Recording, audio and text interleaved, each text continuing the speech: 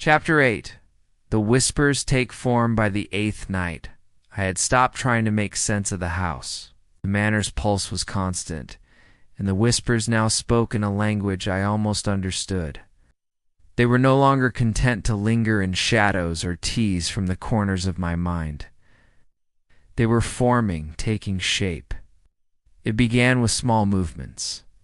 Candles flickering violently despite the absence of wind, books sliding across tables, footsteps pacing a hallway I knew to be empty.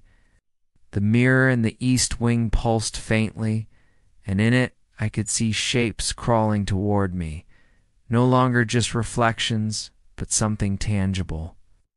I tried to escape to the green room, but the house had other plans.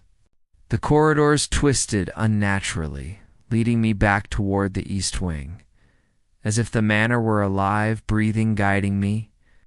The whispers rose in pitch, now accompanied by guttural sounds that pressed against my chest. And then I saw them. The shadows coalesced into forms tall, indistinct, but humanoid. Their eyes glimmered like polished onyx, faces shifting, morphing between the living and the dead. They moved silently, gliding across floors and walls, drawn to me, surrounding me. I tried to run, but the hallway seemed endless, stretching and bending, trapping me in a labyrinth of my own fear. The mirror in the east wing cracked further, a black fissure spreading across its surface. From it, the tallest of the shadow figures stepped forth. Its movements were impossibly fluid, its gaze fixed on me with an intelligence that chilled the marrow in my bones. "You cannot leave," it whispered my own voice, yet distorted, echoing from some far corner of the house. "You belong here." I fell to my knees, hands over my ears, trying to block the sound, but the whispers multiplied, twisting into screams, then laughter.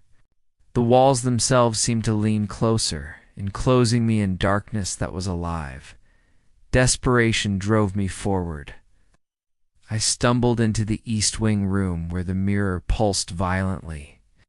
Objects on the floor, candles, bones, old books lifted slightly, suspended in air by some unseen force. The shadows pressed closer, and I realized the manor was no longer content to haunt me quietly. It wanted me. With trembling hands, I grasped the mirror's cracked edge. The surface rippled like liquid, and I felt a pull, an irresistible force dragging me toward it.